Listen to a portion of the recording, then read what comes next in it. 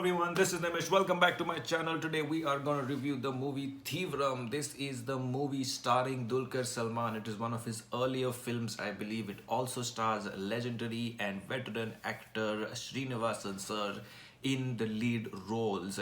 This is let me right off get to the good parts of the movie. This I feel is, first of all, is not a movie that anyone recommended to me. So I just found it on Amazon Prime. I was searching for movies to watch and I ended up watching it.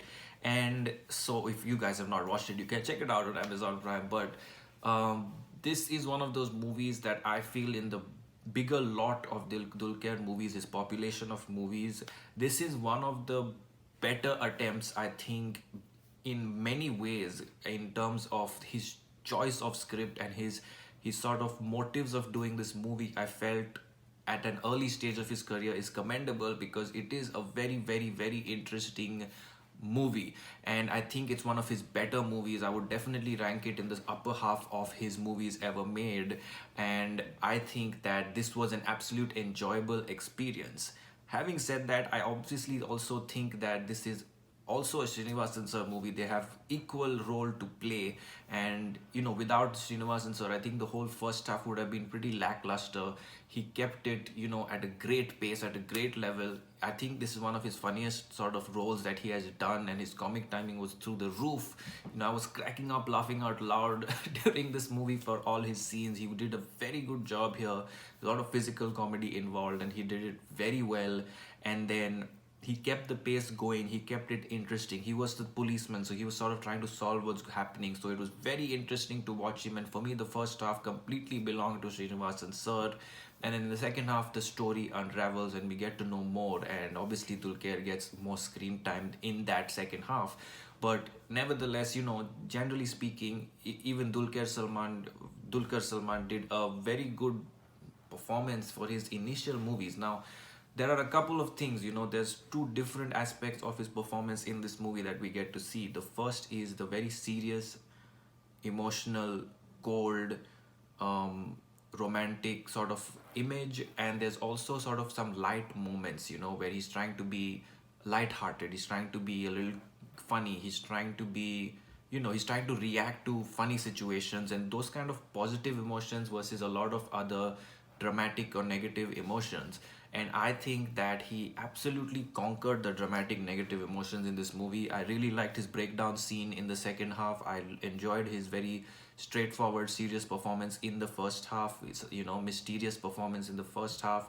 It was just those light moments which were jumpy and a little out of place, which I felt he did not do very well. But that's the best part, because when you look back at his films and you look at how he did in this movie for the positive side, and you see today his growth is tremendous, because today when you look back you only think of Dulquer as more so a positive oriented character in films, a romantic character, a young youth character, a romantic love story, sort of funny with ABCDs and ABCD movies, things like that. Many movies that he's done, and also slowly building a mass element. So he's more towards the positive now, as opposed to doing deeply emotional and how do you say, dramatic roles, or serious cold-hearted roles. He's doing more of the positive stuff, and to see in Theevram that he was not very good at it, and now he's really conquered it and become sort of the main youngster for those positive sort of roles, is great. So I think that his career growth pattern is very noticeable if you watch some of his older films. So that was great, and I think in the emotional front, at a very young age in his career, he delivered extremely well. So it was a treat to watch. Vinay Fort is also supporting in this movie, but he has a very small role. But I think he did what he had to, and he delivered the punchlines and the comedic sequences extremely well, and also made me laugh a lot. The story and the direction. Now, the story is good, and on paper it is good. There's a couple of things that happened to me personally while watching the movie. Is one, the synopsis sort of gave away the plot, or the fact that it is a I, I don't know if most of you have watched this, because nobody recommends this. So I'm going to leave all the details out, but I just want to say, don't read the synopsis. Just go and watch the movie. Don't read anything about it. And if you have forgotten this movie, or you just want to revisit it. Also, just don't read anything, just go watch it again. But because I read this the two-liner or the three-liner synopsis, it sort of ruined the movie for me, because the movie works backwards but the synopsis was written forwards, and so I just knew what was happening. So the predictability element of it was a little low, but nevertheless there were many other twists and turns, and also the way it was depicted and the style in which it was depicted kept it going for me. And I think story wise this was greatly written on paper. There were some shots and sequences executed very well. There are some sort of inspirations you can see, but in general it was a very well written script.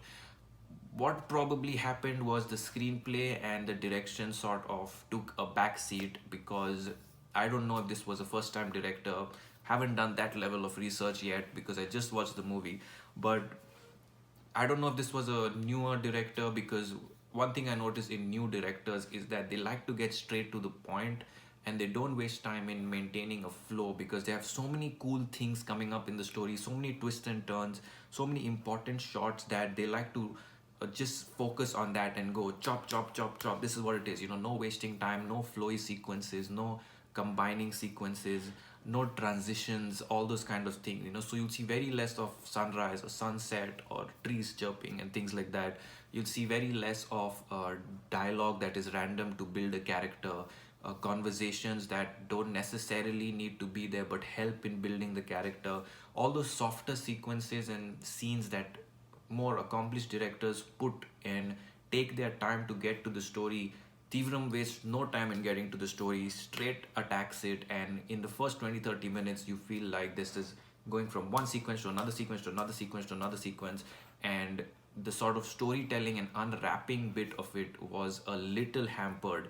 And that's not a big problem, because in today's world, you can make a film any way you want. It doesn't have to have a template.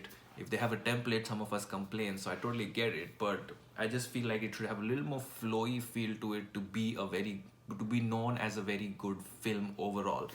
Other than that, I think this was a new age film. It was a rock star film. I really enjoyed it. It's something, I'm not saying it's a 515 or a legendary movie of the Malayalam film industry, but I think this is a gem that is worth watching for someone like Dulkar's career, performance, and choice of films.